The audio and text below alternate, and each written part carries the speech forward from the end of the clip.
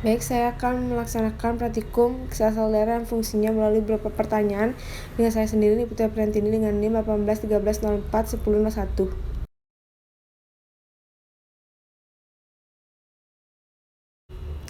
Nah, jadi di sini ada tujuan untuk mengetahui bentuk eritrosit, leukosit, dan trombosit serta fungsi-fungsinya berdasarkan tinjauan pustaka dan video yang diamati. Landasan teori yang digunakan adalah darah merupakan jaringan tubuh yang ada di pembuluh darah yang berbentuk cair dan berwarna merah. Nah, darah ini memiliki beberapa fungsi yang sudah tertera di slide. Kemudian komponen darah itu ada plasma, yang kemudian ada sel-sel darah dan trombosit. Nah, plasma mengandung 90% air dan sisanya lagi protein dan zat-zat terlarut, sedangkan adapun sel-sel darah seperti sel darah merah, sel darah putih, kemudian trombosit untuk pembekuan darah dan akan dibahas. Nah, alat bahan yang digunakan dalam praktikum ini yaitu menggunakan video pembelajaran terkait dengan darah, kemudian ada tinjauan pustaka, ada media editing, dan media PowerPoint. Nah, prosedur yang digunakan yaitu siapkan media dan sumber pustaka, buat bagian-bagian termudah, rangkai jawaban pertanyaan, cari video dan cermati, dan kumpulkan gambar media mendukung, masukkan suara, dan rangkai menjadi satu, kemudian publikasikan. Nomor 1, jenis sel darah yang paling banyak di video adalah sel darahnya yaitu sel darah merah atau eritrosit yang dapat dilihat dari video berikut. Identifikasi bagaimana cara membedakan sel-sel darah. Nah, di sini saya akan mereview sedikit mengenai materi perkuliahan saya kemarin tentang apa saja komposisi dari whole blood ya, atau sampel darah. Dalam hal ini adalah sampel darah tepi atau sampel darah perifer. Nah, jadi komposisi terbanyak adalah plasma yang berisi air, protein, dan komponen lainnya. Kemudian yang terbanyak kedua adalah eritrosit atau sel darah merah. Selanjutnya, kedua, apakah perbedaan penampakan dari eritrosit dan leukosit? Di sini terlihat penampakan eritrosit dan leukosit yang akan dijelaskan pada video berikut.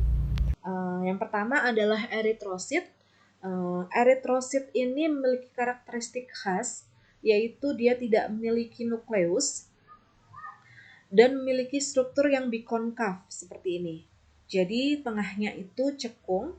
Nah, eritrosit ini paling banyak ditemukan dan paling mudah diidentifikasi dalam preparat hapus darah. Nah, jadi gambaran keseluruhan ini adalah eritrosit ya. Jadi kita bisa melihat struktur yang lebih terang atau berwarna keputihan ya. Ini di bagian tengah, ini adalah bagian yang cekung atau bagian bikon. Adalah leukosit. Leukosit ini ada 5 macam. Dan 3 macamnya adalah leukosit granulosit, yaitu dia memiliki granula di sitoplasmanya, dan yang 2 adalah leukosit agranulosit, yaitu limfosit dan monosit. Ini agranulosit, dia cenderung tidak memiliki granula di sitoplasmanya. Nah, baik, kita akan langsung membahas mengenai yang pertama, yaitu neutrofil. Neutrofil ini dia termasuk granulosit ya, jadi dia memiliki karakteristik khas, memiliki 2 atau lebih jumlah lobus pada nukleusnya. Seperti ini maksudnya adalah 1 lobus, 2 lobus, 3 lobus, jadi kita bisa melihat adanya lobus-lobus pada nukleusnya. Kemudian nukleusnya bergranula. Dan jenis leukosit ini atau neutrofil ini dia adalah jenis leukosit yang paling banyak ditemukan pada preparat hapus darah baik pada sediaan normal, dan akan lebih banyak lagi apabila sediaan hapus darah tersebut berasal dari subjek yang terinfeksi. Nah, ini neutrofil ini memiliki 2 jenis, ada neutrofil batang dan neutrofil segmen. Bagaimana cara membedakannya? Kalau neutrofil batang seperti ini, lobusnya tidak terpisah dengan jelas. Jadi kita tidak bisa menghitung jumlah lobusnya dengan pasti. Ada berapa lobus sebenarnya. Tapi strukturnya kurang lebih seperti ini. Kemudian kalau neutrofil segmen, kita bisa menghitung jumlah lobusnya dengan jelas. Atau lobusnya dia terpisah dengan jelas. Tapi dia tidak terputus ya. Jadi biasanya ada struktur jembatan penyambung di tengahnya. Nah, biasanya neutrofil ini meskipun dia disebut memiliki 2-5 lobus, tapi biasanya jumlah lobus dari neutrofil ini dia lebih dari 3. Jadi untuk yang berlobus 2 itu sangat jarang ditemui. Kemudian selanjutnya adalah eosinofil. Nah, eosinofil ini merupakan jenis leukosit yang cukup jarang ditemukan pada preparat hapus darah yang normal.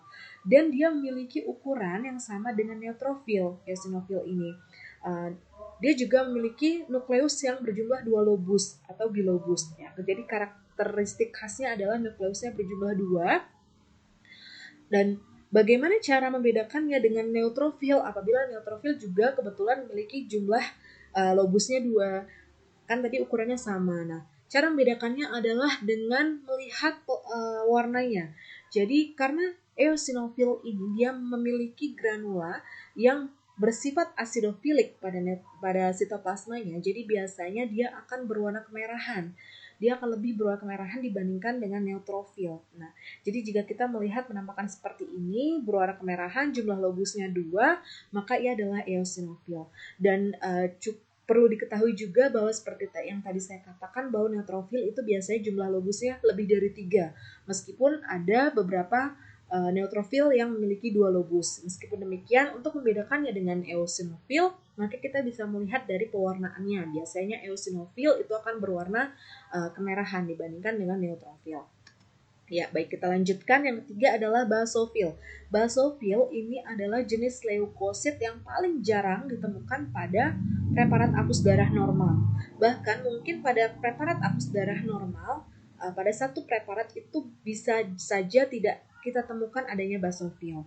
Nah, kemudian karakteristik khasnya, basofil ini sebenarnya memiliki nukleus yang berjumlah 2 atau lebih lobus, namun dia memiliki granula yang bersifat basofilik ya, berwarna kebiruan di sitoplasmanya, sehingga granula ini kemudian menutupi keseluruhan dari nukleusnya. Karenanya kita tidak bisa melihat dengan jelas nukleus dari basofil ini.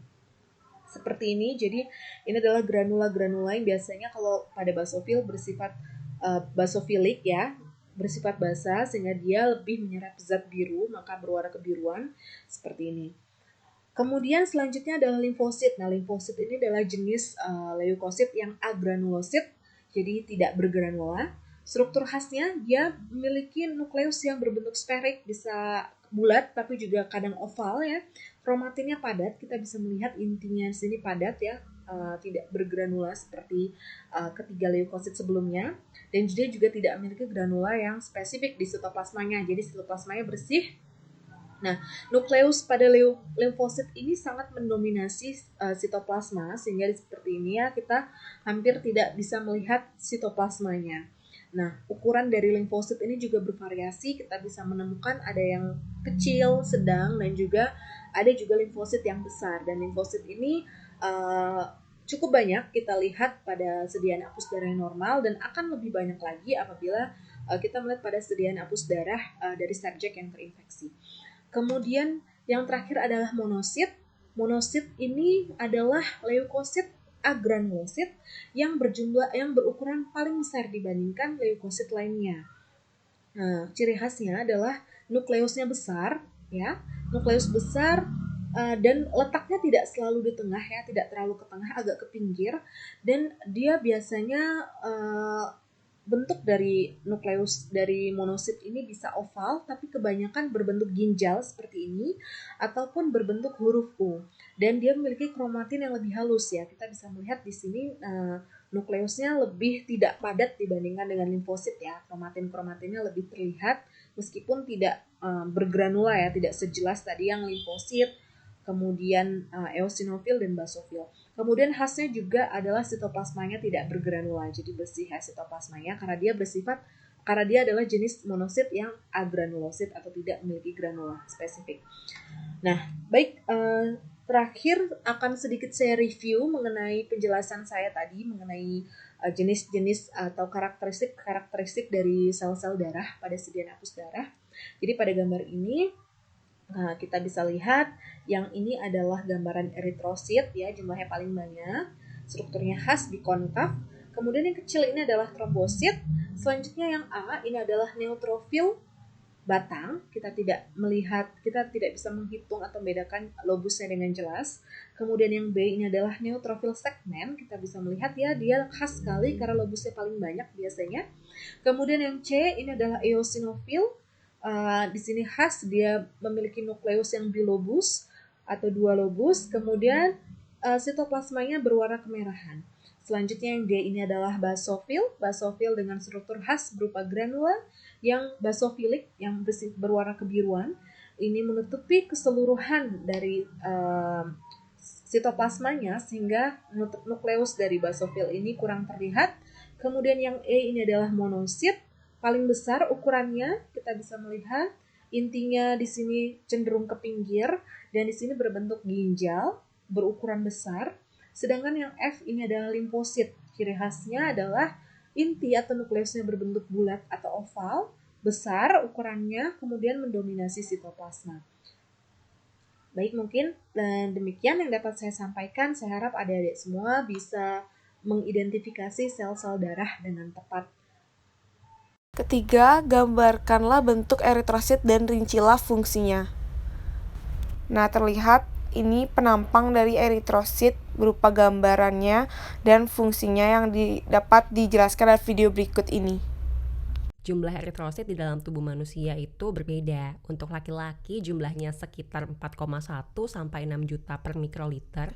Dan untuk perempuan jumlahnya sekitar 3,9 sampai 5,5 juta per mikroliter. Banyak banget kan? Jadi kalau dilihat berdasarkan jenis kelamin, bisa berbeda. Eritrosit pada laki-laki cenderung lebih banyak daripada perempuan.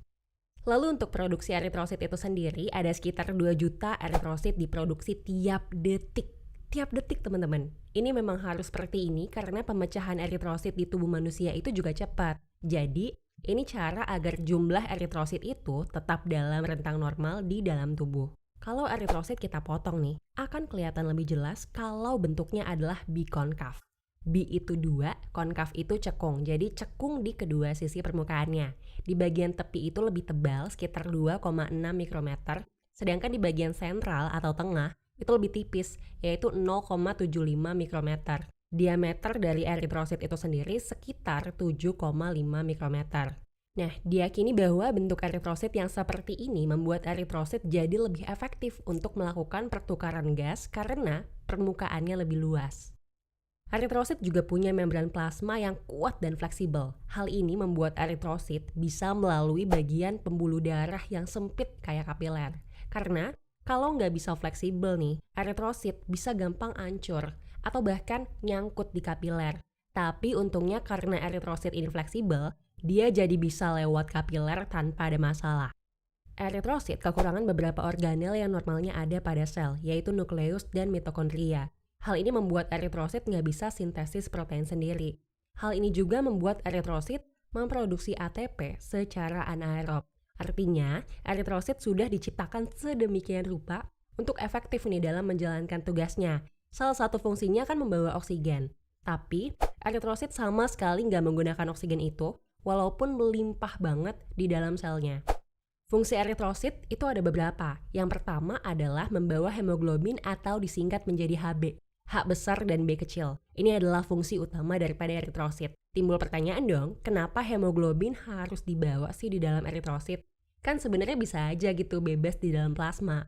Kenapa sih harus ada di dalam eritrosit? Jadi teman-teman, setelah diteliti oleh ilmuwan, ternyata jika hemoglobin bebas nih di dalam plasma darah, maka 3% dari Hb ini akan bocor. Bocor lewat kapiler ke dalam jaringan, bocor juga ketika ada filtrasi glomerulus di ginjal.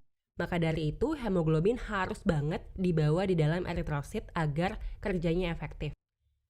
Selain itu, eritrosit juga punya fungsi untuk membawa suatu enzim yang bernama karbonik anhidrase. Gini, di dalam tubuh kita itu kan banyak sekali nih terjadi proses reaksi kimia ya. Nah, salah satunya adalah reaksi antara CO2 atau karbon dioksida dengan H2O atau air, yang akan menjadi H2CO3 atau asam karbonat. Reaksi ini dibantu oleh enzim yang ada di eritrosit, yaitu enzim karbonik anhidrase sebagai katalisator. Asam karbonat bisa terurai menjadi H+ atau ion hidrogen dan HCO3- atau ion bikarbonat. Semua reaksi ini reversibel, artinya bisa terjadi secara bolak-balik, tergantung situasi dan kondisi.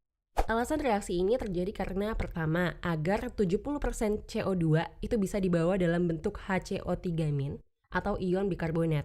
Kedua, ini menjadi salah satu buffer atau dapar penting di cairan ekstrasel. Kita balik lagi nih ke fungsi eritrosit.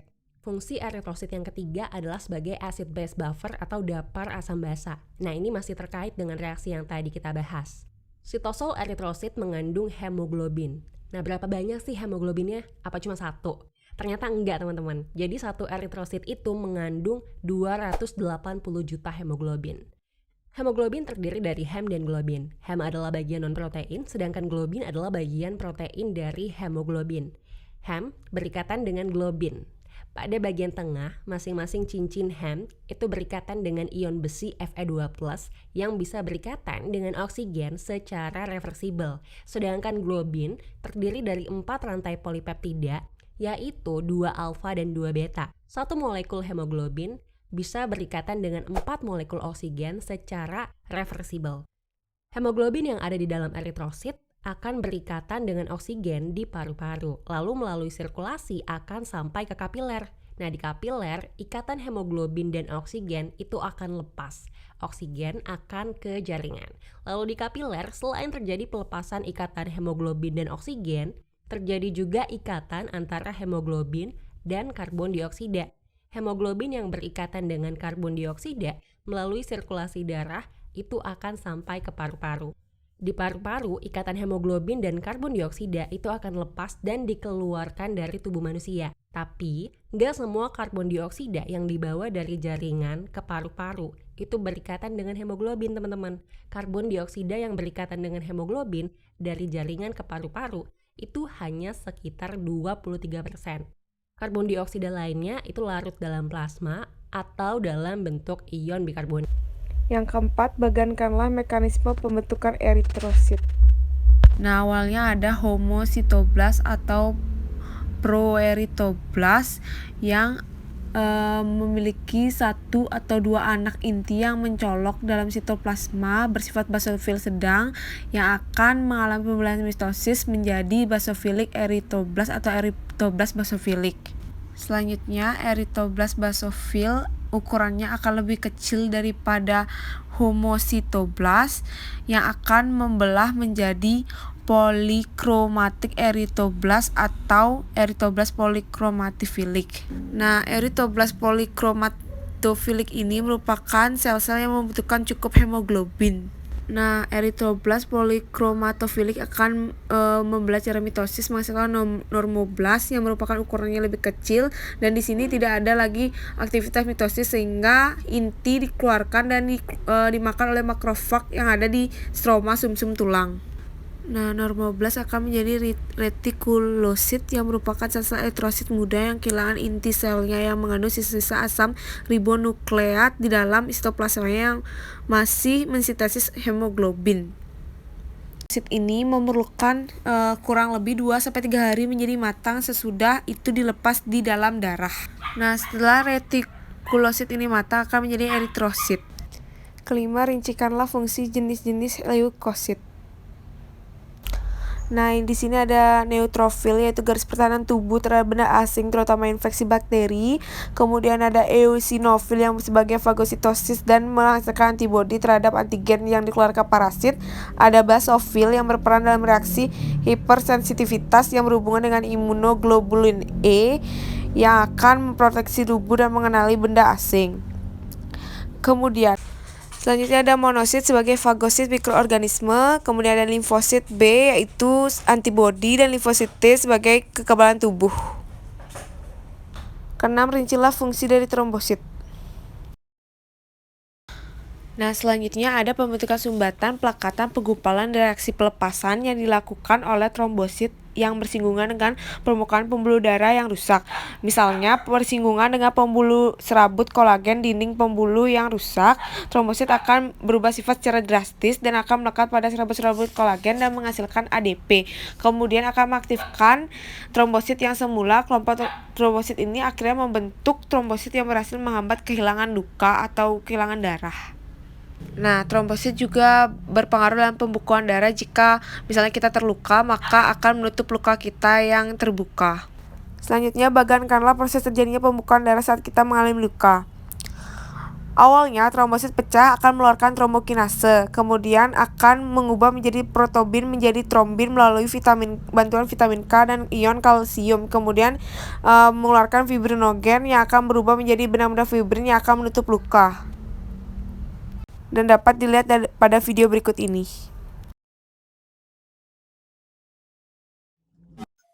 Proses pembekuan darah atau penggumpalan darah merupakan proses yang kompleks untuk mencegah tubuh kehilangan banyak darah ketika terjadi luka.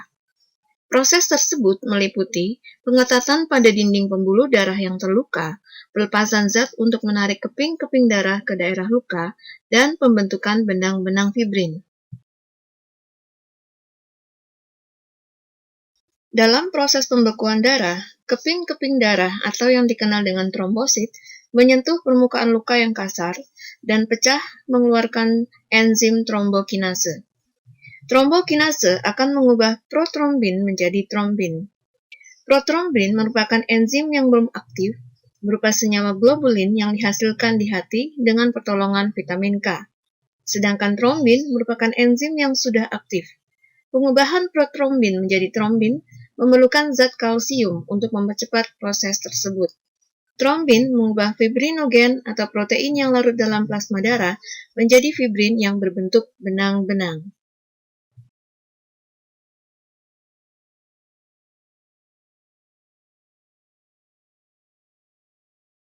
Ion kalsium sangat penting dalam pembekuan darah ketika terjadi luka pada tubuh kita. Tanpa ion kalsium, proses pembekuan darah tidak dapat berlangsung. Darah akan terus keluar dari tubuh sehingga dapat menyebabkan kematian.